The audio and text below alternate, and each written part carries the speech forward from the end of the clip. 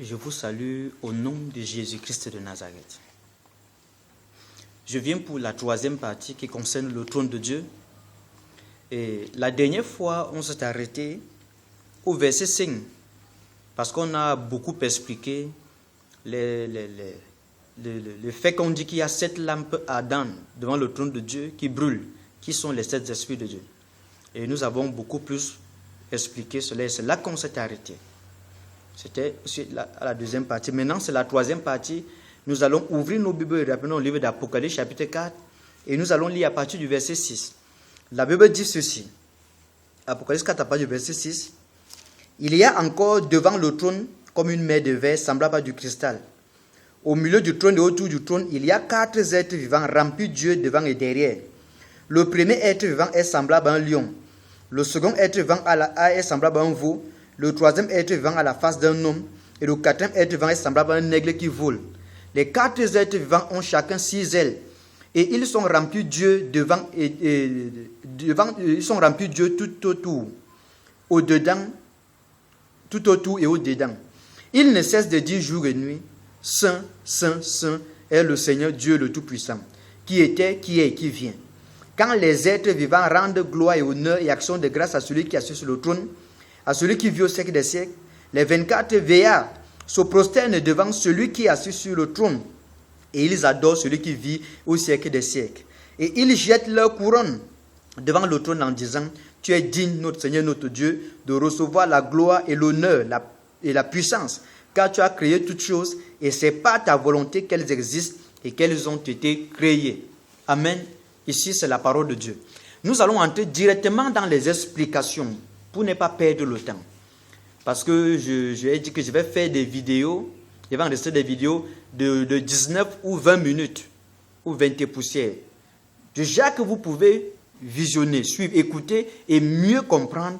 Et si vous voulez encore comprendre la suite, vous partez aussi encore cliquer la suite. Là, vous allez mieux comprendre le mystère du trône, selon la portion de grâce que le Seigneur m'a donnée. Voici ce que la veut dire. Il y a encore devant le trône comme une mer de verre semblable à du cristal. Que représente la mer de verre qui est devant le trône semblable à du cristal?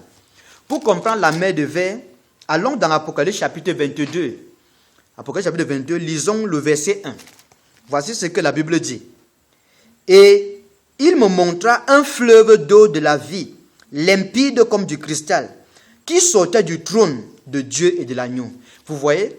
Il dit que l'ange lui a montré, Jean dit que l'ange lui a montré un fleuve d'eau limpide comme du cristal. Donc quand on dit une mer de verre, on va vous parler de la mer, c'est-à-dire la mare des eaux. On dit que devant le trône, il y a comme une mer de verre. Ça veut dire que la mer d'eau, la mer, c'est-à-dire la rivière, le fleuve ou l'eau qui est devant le trône est tellement claire, elle est tellement pure et transparente comme du cristal. Mais c'est de l'eau. Or, souvenez-vous, quand je vous ai parlé, je vous ai donné l'enseignement, la révélation sur le fait que Dieu a dit à Moïse, tu prendras de l'eau du fleuve et tu répandras sur la terre. Et l'eau que tu auras pris du fleuve et répandre sur la terre deviendra du sang. Et je vous ai dit que la Bible dit que le fleuve d'eau coule du trône de Dieu. Or, la Bible, quand l'ennemi viendra comme un feu, l'esprit de l'Éternel le mettait en déroute. Vous voyez? Et le Seigneur Jésus dit que des fleuves d'eau vive couleront de son sein, ou des sources d'eau vive couleront de son sein. Et la Bible dit qu'il parlait de l'esprit qui devait venir. Donc, la mer de verre, transparent comme du cristal, qui est devant le trône de Dieu, c'est l'image du Saint-Esprit. Or, d'où est-ce que cette eau-là vient? On dit que dans Apocalypse 22, le verset 1, qu'il y a un fleuve d'eau limpide, transparent comme du cristal, qui vient du trône de Dieu de l'agneau. Ça veut dire donc que celui qui est assis sur le trône, c'est lui-même qui coule comme de l'eau. Vous voyez? Pour dire c'est lui-même le Saint-Esprit. Je vous ai dit que cet enseignement sur le trône va résoudre la question de la Trinité. Donc celui qui est assis sur le trône, c'est lui-même qui coule comme de l'eau. Pourquoi? Parce que souvenez-vous de quoi c'est dans le livre de Jérémie. Dieu dit, mon peuple m'a abandonné, moi qui suis une source d'eau vive, pour se creuser des citernes crevassées. Donc la source d'eau vive, l'eau vive c'est Dieu. Et comme l'eau vive C'est tout le Saint-Esprit, parce que Jésus dit que des sources de vie couleront de son sein, c'est tout le Saint-Esprit, que celui qui est assis sur le trône, c'est lui qui est tout le Saint-Esprit, et c'est lui qui coule comme ça, comme la source de vie. Vous voyez? Donc c'est ce que Jean voulait nous montrer. Et il nous montre que le Saint-Esprit qui habite en nous, il est tellement clair, il est tellement transparent, symbole de la pureté, de la sainteté. C'est ce qu'on appelle l'Esprit Saint. Pour dire, si tu veux arriver jusqu'au trône, tu dois d'abord avoir une vie de transparence, une vie de pureté, une vie de sainteté. Si ce n'est pas le cas, tu ne peux pas. Vous voyez maintenant que pour arriver dans le trône, on a vu les 24 via la deuxième partie. Vous voyez? Ça veut dire que, il faut d'abord faire partie soit d'Israël physique, peut-être le peuple de Dieu, soit vous devez naître de nouveau, selon l'enseignement des apôtres, selon ce que le Seigneur a dit aux 12 apôtres. Il a dit, allez, faites des nations de disciples et enseignez-leur à observer ce que je vous ai prescrit. Le Seigneur les a prescrit quoi? Il a dit, si vous ne naissez de nouveau, vous ne pouvez entrer dans le royaume de Dieu. Il a même dit ça à Nicodème.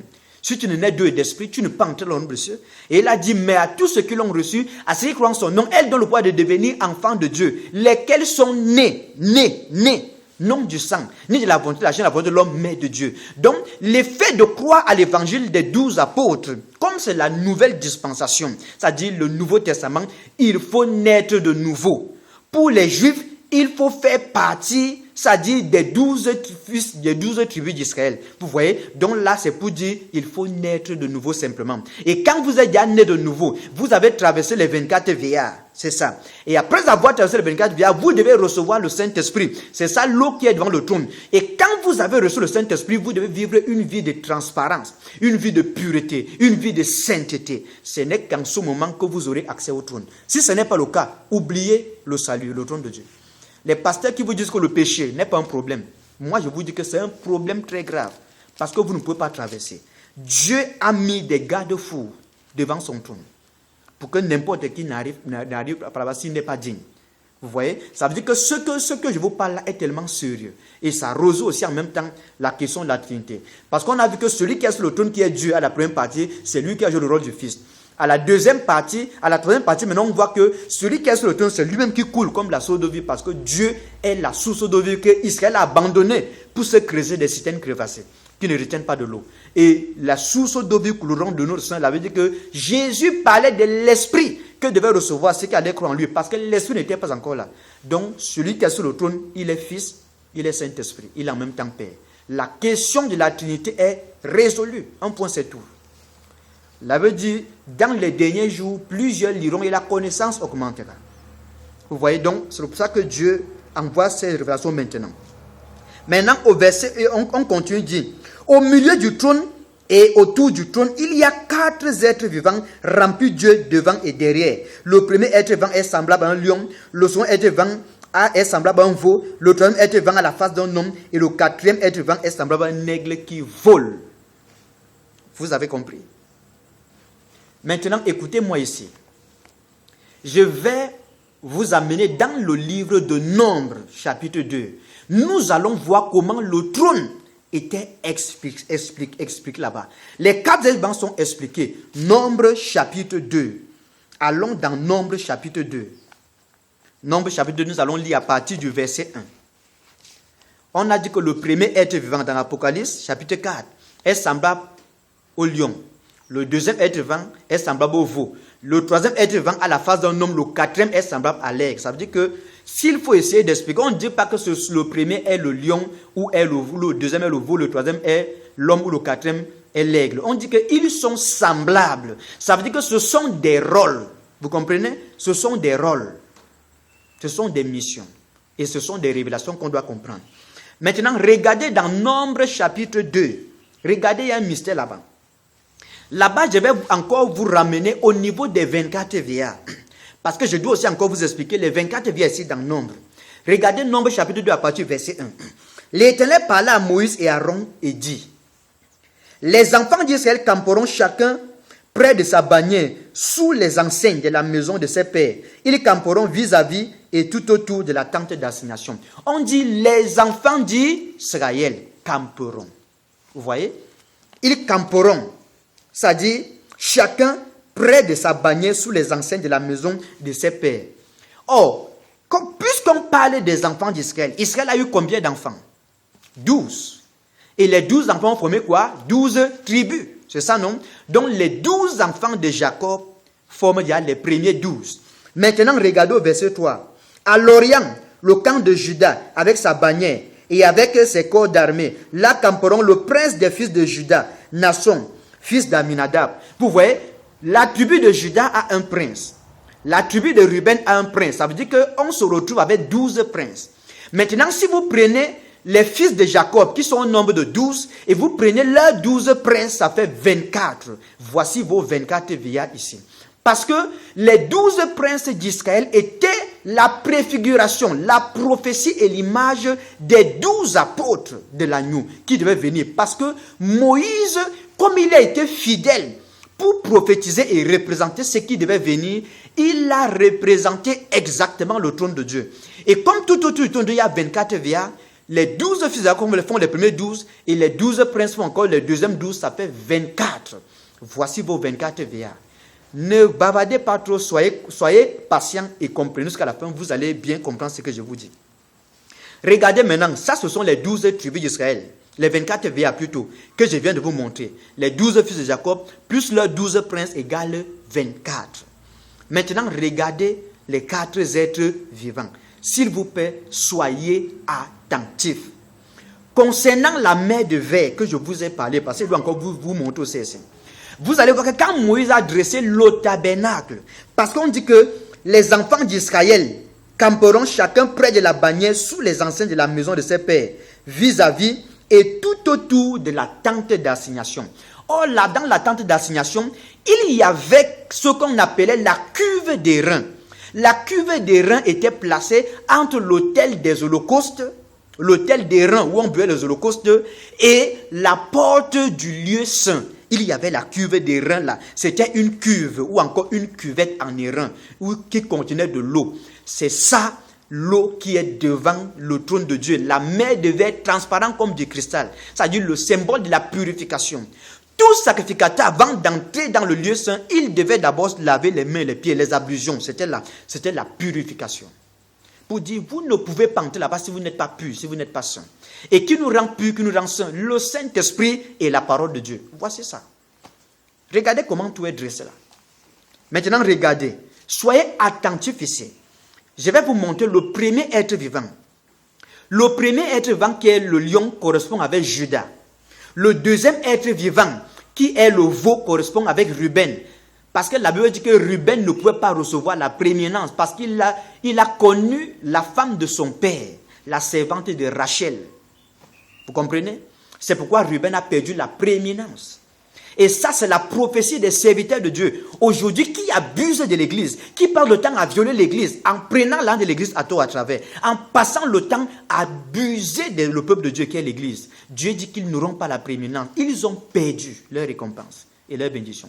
Allez voir la bénédiction que son père lui a donnée. Quand je vais lire ça, vous allez comprendre. Donc le deuxième être vivant, c'est Ruben.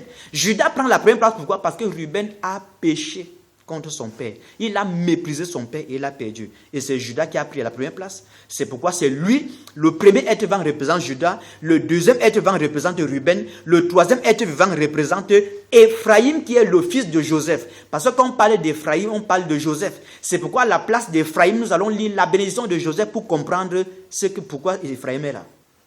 Et le troisième être vivant, c'est qui? C'est Dan. Maintenant, vous allez me poser la question, pourquoi j'ai choisi ces 4 gens? Pourquoi j'ai choisi Judas, Ruben, Ephraïm et Dan? Regardez, nombre 2, à partir du verset 3.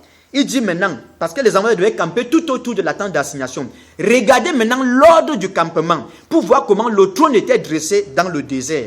Israël marchait avec le trône de Dieu sans connaître. Regardez, à l'orient, ça dit à l'est, premier être vivant, le lion. Donc les 4 êtres vivants, c'est quoi? C'est l'est et l'ouest, le nord et le sud. Les 4 sont les 4 points cardinaux. Et maintenant, on dit que à l'orient, à l'est, qui campe là-bas? À l'orient, le camp de Judas. Voici le pourquoi, comme c'est Judas que le premier prend Judas, avec sa bannière et avec ses corps d'armée, là camperont le prince des fils de Judas, Nasson, fils d'Aminadab, et et son corps d'armée composé de 74 600 hommes, d'après le dénombrement. À ses côtés camperont la tribu d'Issachar, le prince des fils d'Issachar, Nathaniel, fils de Tuar, et son corps d'armée composé de 54 400 hommes, d'après le dénombrement. Puis la tribu de Zabulon, le prince des fils de Zabulon, Eliab, fils de Lom, et son corps d'armée composé de 57 400 hommes, d'après le dénombrement. Total pour le camp de Juda. On dit total pour le camp de Juda. D'après le dénombrement, 186 400 hommes selon leur corps d'armée. Ils seront les premiers dans la marche. Ça veut dire que le camp de Juda a combien de personnes? Il y a Juda et 2 autres fils de Jacob. Dans le camp de Juda, on a mis qui? On dit à ses côtés camperont la tribu d'Issachar avec le prince d'Issachar, le Nathaniel, fils de Tuar. Ça veut dire qu'on a mis Issachar dans le camp de Juda et on a mis Zabulon dans le camp de Juda. Ça veut dire que chaque camp avait combien? 3 tribus. Et le premier camp, c'est Juda qui était le chef de toutes les tribus. C'est pourquoi c'est Juda qui est le premier dans la marche. Juda correspond avec le lion. Or, souvenez-vous, dans Genèse 49, le verset 9, Jacob dit, Juda est un jeune lion. Voici le pourquoi le premier être, c'est Juda. Maintenant, regardez le deuxième être. Regardez le deuxième être. Il dit au midi, c'est-à-dire au sud, là camperont le camp de Ruben avec sa bannière et avec son corps d'armée. Et vous savez que chaque bannière, chaque corps d'armée est composé de 3 tribus. Et on dit que dans la deuxième bannière, dans le deuxième corps d'armée, celui qui est le chef, c'est qui? C'est Ruben. Parce que vous savez que le deuxième être vivant, c'est Ruben. Parce que là, c'est le camp de Ruben. Et il campe où? Au sud. Il campe où? Au midi, oui, qui est le sud. Vous voyez? Après ça, regardez au verset 18. La lecture est longue, c'est pourquoi vous voyez, je saute comme ça. Vous allez bien, il est à la maison, vous allez comprendre. Nombre 2, à partir du verset 18, dit à l'Occident, c'est-à-dire à l'Occident, l'Ouest, le camp d'Éphraïm, avec sa bannière et avec son corps d'armée. Là camperont le prince des fils d'Éphraïm, Elishama, fils d'Aminadab. Vous voyez, on a encore mis d'autres gens. Et on dit que c'est Éphraïm qui était le chef du camp qui devait camper à l'Occident, c'est-à-dire à l'Ouest. Parce que j'ai dit que le troisième être vivant, c'est Éphraïm. Maintenant, regardez, au nord, le camp de Dan, avec sa bannière et avec son corps d'armée. Là camperont le prince des fils de Dan, Aïezer, fils d'Ami Shaddai, et son corps d'armée. Vous voyez, ici, dans le quatrième camp, le camp qui devait être au nord ici, ça dit le septentrion. C'était le camp de Dan. Et c'est Dan qui était le chef. Vous avez vu maintenant? Donc, je vous ai dit que les 4 vents représentent le nord, le sud, l'est et l'ouest. Vous voyez? Ça veut dire que Dieu qui est sur le trône, il contrôle tout. C'est les yeux de Dieu regardent partout. C'est pour ça qu'on dit que les 4 êtres vivants ont chacun, sont remplis de Dieu dedans, tout autour et à l'extérieur. Vous voyez? C'est pour dire que ces 4 êtres vivants, c'est l'image du Seigneur Jésus-Christ. C'est l'image de notre Dieu. Parce que le Seigneur est le roi, le lion de la tribu de Juda. Le deuxième être vivant, c'est le veau. On utilisait les veaux dans le service de la plantation des champs. On utilisait les veaux avant pour cultiver. Donc les veaux travaillaient dans le champ pour cultiver. Or, Dieu dit dans sa parole que le champ, c'est le monde. Donc ceux qui sont dans le monde pour servir Dieu, ce sont ses serviteurs, n'est-ce pas? Et c'est pour dire que le Dieu qui est sur le trône, c'est lui qui a joué le rôle du Fils de Dieu. Il est venu sur la terre et il a pris la forme d'un serviteur. Et ayant paru comme un simple homme, il n'a pas regardé comme une proie arrachée d'être égal à Dieu. C'est pour dire que Jésus était Dieu. C'est lui, on dit qu'il était égal à Dieu. C'est lui qui était Dieu, mais il a pris une forme de serviteur. Et il a été obéissant jusqu'à la mort et même jusqu'à la mort de la croix. Ça, c'est Philippiens 2. C'est ça le veau. Le veau travaille dans les champs. Et le champ de Dieu, c'est le monde. Donc, le veau qui travaille, c'est l'image des serviteurs de Dieu. Or, le serviteur de l'Éternel, c'est Jésus-Christ. Dieu fait homme. C'est ça le deuxième être. Le troisième être vivant, on dit qu'il a la face d'un homme. Or, souvenez-vous que Dieu qui est assis sur le trône, c'est lui qui a joué le rôle du fils. Or, quand on parle d'un fils, c'est un homme. Voici pourquoi on dit qu'il est semblable à un homme. Vous voyez? C'est ça. C'est lui qui a joué le rôle du fils. C'est ça le troisième être. Sur le trône, il est qui? Le fils de Dieu. Vous voyez maintenant ici, le troisième être a la face d'un aigle. Dites-moi la vérité si Jésus-Christ n'est pas le grand aigle. L'aigle, c'est le roi des oiseaux. L'aigle, c'est l'oiseau qui vole plus haut. Il place son nid sur les sommets des rochers et des montagnes. C'est Jésus-Christ qui est monté au-dessus de tous les cieux afin de remplir toutes choses. Voici pourquoi Jésus-Christ est la prophétie de l'aigle. Dans Apocalypse 12, on dit que on a pris les 2 ailes du grand aigle, on a donné à la femme d'Apocalypse 12. Et je vous ai dit que la femme d'Apocalypse 12, c'est la prophétie de l'église des temps de la fin. Et je vous ai aussi dit que c'est en même temps Israël. Mais j'ai dit qu'on reste au niveau de l'église, parce que là, je parle de l'église. Or, que symbolisent les 2 ailes du grand aigle? Jésus-Christ qui est le grand aigle, c'est aussi lui qui est la parole de Dieu selon Jean 1. Or, la parole de Dieu, la Bible, il y a 2 testaments, l'Ancien et le Nouveau Testament. L'Ancien Testament et le Nouveau, voici les 2 ailes, l'Ancien et le Nouveau Testament. Même quand on vous dit que la parole de Dieu est comme une épée quelconque à 2 tranchants, les 2 tranchants là, c'est ça. Le premier tranchant, l'Ancien Testament, le deuxième tranchant, le Nouveau Testament. Et les 2 ailes du grand aigle, c'est l'Ancien et le Nouveau Testament. Jésus-Christ qui est la parole de Dieu. On a donné ça à qui? À l'Église. Donc l'Église doit utiliser la Bible qui est composée de l'Ancien et du Nouveau Testament. Les 2, on ne rejette rien. J'espère que là vous comprenez. J'espère que là vous avez vu les 4 êtres vivants. Et prochainement, je vais revenir pour vous parler, pour vous montrer le nombre des yeux que chaque être vivant a. Je parlerai de ça prochainement. C'est pour ça que concernant les choses qui sont autour du trône de Dieu, il y a beaucoup de choses à dire là-dessus. Donc, nous avons vu sur les 4 êtres vivants. Et maintenant, au milieu de ces camps-là, il y avait la tribu de Lévi, avec ses sacrificateurs, avec l'arche de l'alliance. L'alliance qui est la prophétie de Dieu. Vous voyez? C'est pourquoi le lieu très saint, c'était l'image du ciel. Et là, c'était Dieu assis sur son trône. Les 2 chérubins sur le propitiatoire, c'est l'image de Dieu qui était adorée au ciel par les anges. Voici le pourquoi quand notre Seigneur, le Père Tout-Puissant, s'est fait homme et est né sur la terre, les anges ont quitté le ciel pour venir l'adorer sur la terre. Pour dire là où Dieu est, il l'a adoré là. Comme il est né sur la terre comme un homme. Souvenez-vous de ça, à la naissance de Jésus. Les anges sont venus et ils ont adoré Dieu devant les bergers. Pourquoi? Parce que Dieu est né sur la terre. Oh. Il y a trop de choses à dire là-dessus. Il y a trop de choses à dire là-dessus. Vous voyez? Il y a tout ça là. Il y a la cuvée des reins là devant le trône. On a vu que les 12 tribus d'Israël et les 12 princes font 24 vieillards. Voici 24 autour du trône. Le trône, c'est l'arche de l'alliance, la présence de Dieu, Dieu sur son trône. Et le lieu très saint. Vous voyez? Maintenant, dans le lieu saint, vous allez voir, il y avait le chandelier qui avait 7 lampes. Or, les 7 lampes-là sont les 7 esprits devant le trône de Dieu. Et de l'autre côté, vous allez voir qu'il y avait la table des pains de proposition avec 12 pains. Vous voyez? Avec 12 pains. Les 12 pains sont les 12 fils d'Israël. Et l'église a pour fondement les 12 apôtres. Voici encore les 24 vieillards là, tout autour. 12 pour l'église, le chandelier qui a 7 lampes, qui sont les 7 esprits devant le trône de Dieu.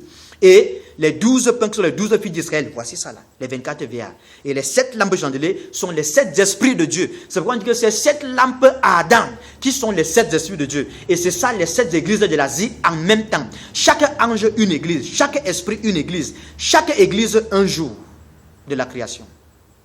J'espère que là vous comprenez. J'essaie de faire le mieux que je peux pour vous rendre ces choses clairement. Parce que les choses ne sont pas faciles à expliquer.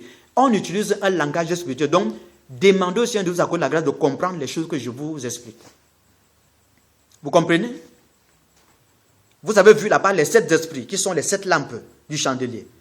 Et le chandelier, c'est la prophétie de l'église. Parce que dans la prophétie, il y a 7 chandeliers qui sont les 7 églises. Donc, le chandelier, c'est la prophétie de l'église. Or, l'église est bâtie sur le fondement, sur 12 fondements qui sont les 12 apôtres. Et de l'autre côté, il y a la table des pains de proposition avec 12 pains. Les 12 pains sont les 12 fils. Et la table de Jacob, la table a toujours 4 pieds. C'est ça l'image des 2 premiers pieds, Rachel et Léa. Les 2 deuxièmes pieds, les 2 servantes qu'elles ont pris pour donner à Jacob, pour avoir les filles. Pour dire, les 12 pains sont posés sur une table de 4 pieds. Les 12 fils viennent de 4 femmes. Et la surface de la table même, on nous montre Jacob lui-même. Vous comprenez maintenant? Et là, c'est la Sainte Seine. C'est ce que Jésus-Christ a fait et c'est ce que nous faisons aujourd'hui. J'espère que là, vous comprenez. Et quand vous sortez du lieu saint, vous trouvez directement la cuve des reins qui a l'eau. Je vous ai dit que c'est ça la prophétie de la mer de verre transparente comme du cristal. L'image du Saint-Esprit qui nous purifie, qui nous sanctifie avant d'entrer. Vous voyez? Et on dit que devant le trône, devant la porte, du lieu très saint, il y a l'autel des parfums. Les parfums, c'est l'image des prières et de l'adoration que nous élevons au Seigneur. Vous voyez, les 24 veillants, l'image d'Israël et de l'Église, réunis tous ensemble, qui adorent Dieu, et au travers des 24 veillants. Regardez les 4 êtres vivants, je veux dire. Les 4 êtres vivants ont chacun 6 ailes. Or, si vous faites 4 fois 6, ça donne 24. Les 6 ailes donnent toujours les 24 êtres vivants. Vous comprenez? Donc, regardez bien. Et ils sont remplis Dieu devant et derrière pour voir. Parce qu'on dit que les yeux de l'Éternel parcourent toute la terre. Le 3, vous voyez que les 4 êtres vivants, c'est la prophétie du Seigneur Jésus-Christ lui-même.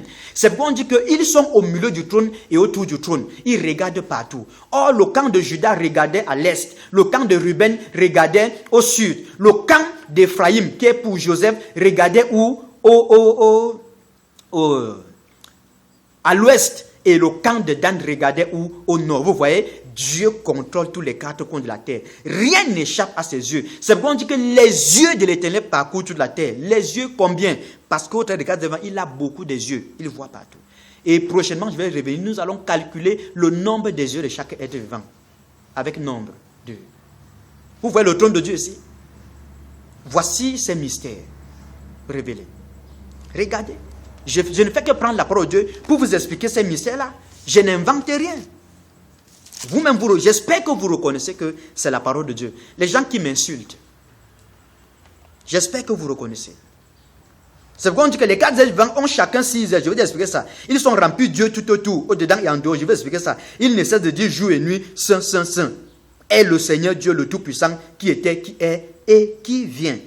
Vous voyez, on nous dit quand ils adorent, ils disent tu es digne, notre Dieu, de faire ainsi de suite, ainsi de suite. Voici tout ce que je vous ai expliqué au sujet du trône. Il y a beaucoup de choses à dire là-dessus, surtout au niveau de nombre, pour mieux vous expliquer ça clairement. Mais le temps, je suis dit à 26 minutes, 27 minutes même. Vous voyez? Donc voici ce que je voulais partager avec vous. Prochainement, nous allons parler sur le trône même. Le trône même sur lequel Dieu est assis. Le trône là, sur lequel Dieu est assis. Qu'est-ce que ça veut dire? C'est ça qui va faire l'objet de notre 4e partie. Oh Seigneur, Père, je prie au nom de Jésus-Christ. Bénis ton peuple. Bénis tous ceux qui vont écouter. Accorde la grâce de mieux comprendre et de mieux saisir ces révélations. Au nom de Jésus-Christ. Que la gloire de Dieu repose sur vous au nom de Jésus-Christ. Amen. Que Dieu vous bénisse.